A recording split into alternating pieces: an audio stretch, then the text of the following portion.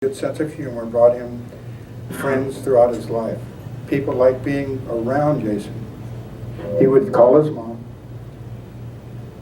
and his dad almost every day just to keep in touch and to hear the latest. At the end of every call, he would say goodbye, and he would say, I love you, Mom, or I love you, Dad.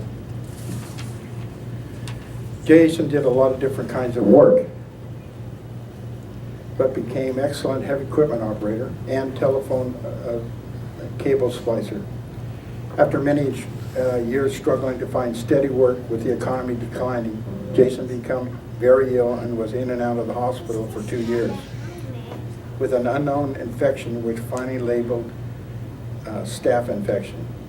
This time, Jason was still joking in the hospital staff, visiting patients and making long-lasting friendships.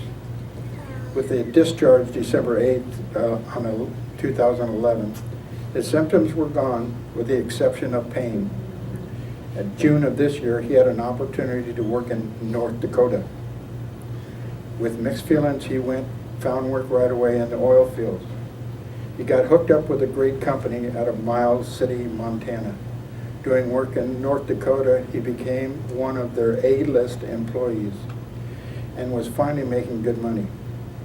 He was looking forward to getting straightened out financially, and he was pretty homesick up there alone and couldn't wait to get home for a visit, especially Jaden and the family. Luckily, he met Julie. They became very close, and she was a big plus in Jason's life, helping him get his life back on track. With her business skills and great personality, they were a good team. They were good for each other. Who knows what the future would have brought. He left us too soon. Around 1991, Jason and his dad, Jeff, were watching television and a commercial came on that showed people getting on an elevator in an apartment house. One lady had a sack of groceries and she told her husband when he asked what she had bought a fresh chicken because she forgot to defrost the chicken in the freezer. He explained, "You forgot to defrost the chicken." We all thought that was pretty funny, and ever since we always said to each other, "Hey, don't forget to defrost the chicken." When he saw Jason at the mortuary, the last thing he said was, "Don't forget to defrost the chicken." In 1974, Calvary Chapel came to Fall River for a weekend. They set up a tent at the high school. So Donna, Doug, and Jason attended the service. And at the end, during the altar call, Donna could not find Jason. As the crowd was leaving, she looked everywhere. Then finally she spotted Jason coming down the main aisle with his arms above his head, holding something, and had a big smile on his face and said, "Mom, I accepted Jesus, and they gave me this Bible." Donna holds on to that day and praises God for all the wonderful memories. On a personal note, I got to know Jason through my son Butch. They played t-ball, soccer, and on opposing teams. In the summer, you could find Jason, Butch, Sam, Matthew, and Nathan hanging out all together. I named them the Wild Bunch. They were a swell group of boys. The next time I saw Jason was at Cornerstone Church. He came up to me and asked if I remembered him. I said, "I know the face, but I can't put a name to it."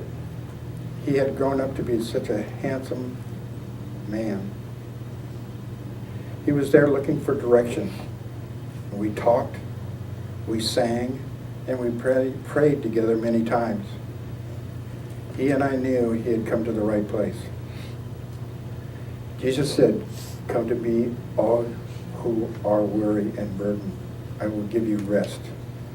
In my Father's house is many rooms. If it was not so, I would have told you. I am going there to prepare a place for you. And if I go and prepare a place for you, I will come back and take you to be with me, that you may also be where I am."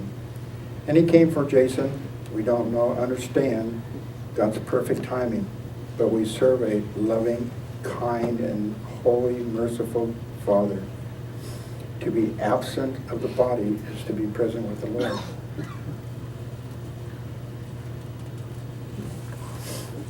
Now, if anybody would like to say a few words, the family would appreciate it. Just anything that, an experience you had with Jason,